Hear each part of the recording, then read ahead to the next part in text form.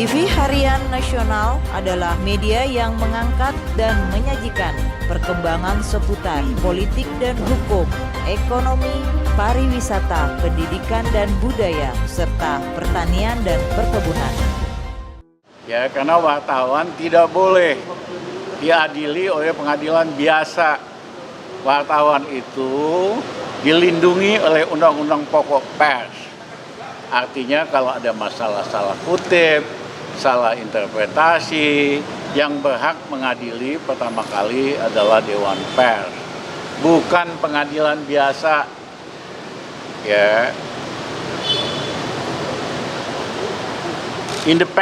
Independensi pers ini diperjuangkan dengan perjuangan lama tokoh-tokoh pers Indonesia, oleh Mas Marco, oleh Tirto, oleh Muhtar Lubis, oleh Rosyan Anwar, oleh BM Dia.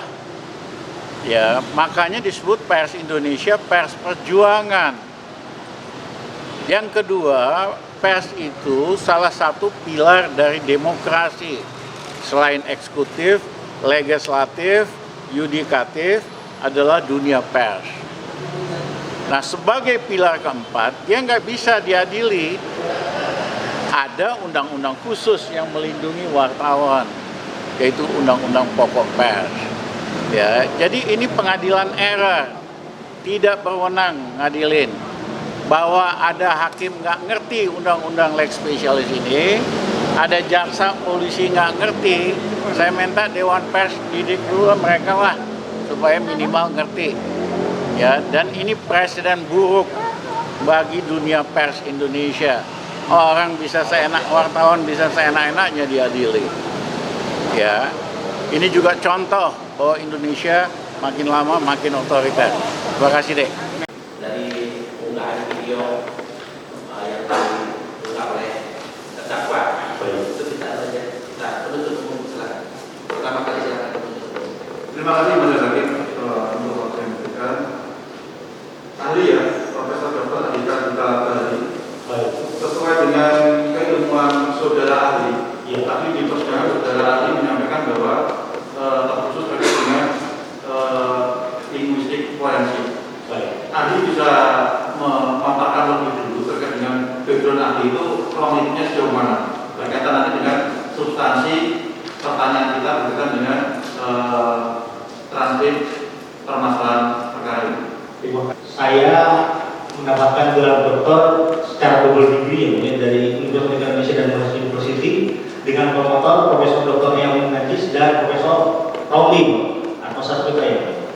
Karena kajian saya bahasa hukum ini, linguistik forensik baru berkembang di Indonesia dan saya adalah doktor.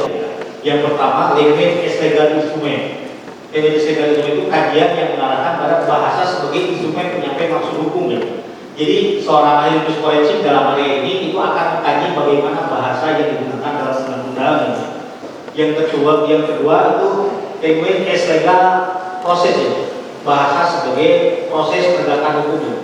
Bagaimana misalnya polisi memeriksa terdakwa yang berbeda bahasa ibunya dengan pemeriksa.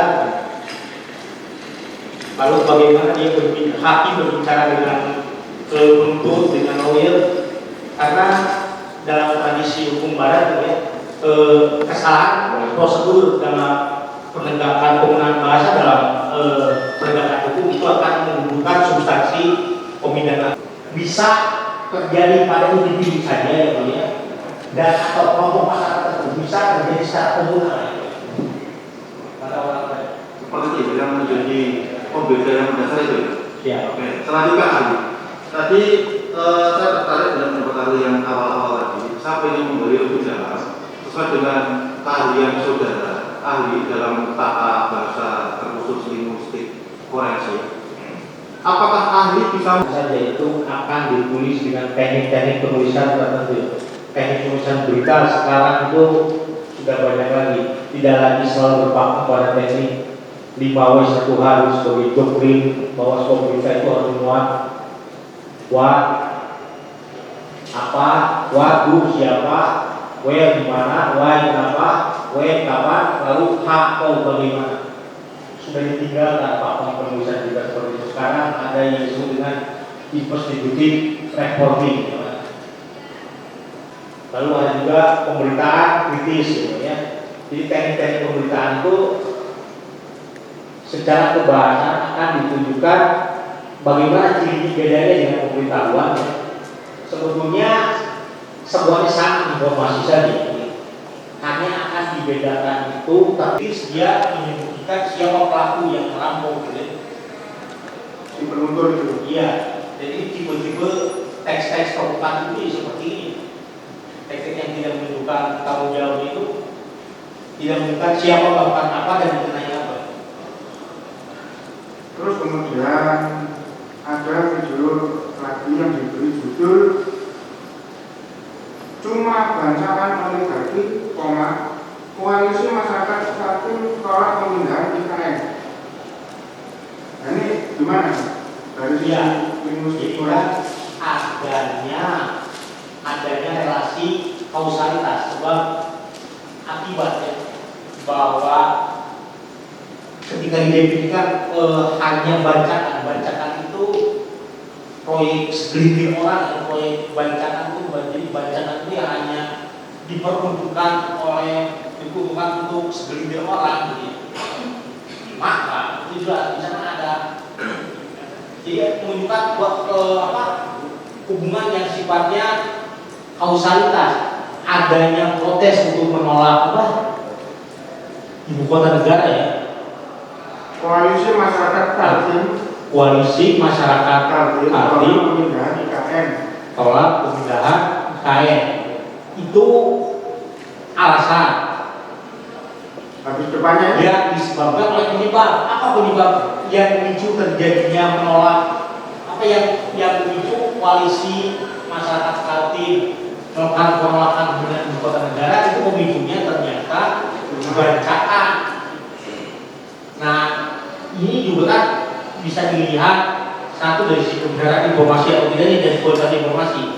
Betulkah koalisi masyarakat Kaltim? Betulkah koalisi masyarakat Kaltim itu melakukan penolakan dengan ibu kota negara? Lalu yang kedua, betulkah proyek ibu kota negara itu proyek bancakan oligarki? Ini kan harus mengukur derajat kebenaran informasi itu. kalau dalam judul ini memang tidak disebutkan IKN-nya dengan IKN apa, tapi dalam isi terakhirnya berbicara mengenai pemindahan ibu kota. Ya. Berarti IKN itu Ketika walaupun IKN yang disebutkan, ingat bahwa dalam berbahasa itu ada yang disebut dengan background knowledge, pengetahuan umum. Ketika disebutkan IKN, maka tidak lagi bisa ditafsirkan sebagai ibu kota. Ya pasti akan dijadikan sebagai ibu kota karena semua sudah mengkonvensi si IKN itu adalah singkatan dari ibu kota negara. Apalagi ini berjalan dalam teks bahwa di sana ada kontekstualisasi data. Ternyata bagi IKN itu adalah apa yang maksudnya IKN itu adalah ibu kota negara. Jadi mau berbahasa itu sangat tidak bisa menghindari adanya konvensi, kesepakatan orang banyak.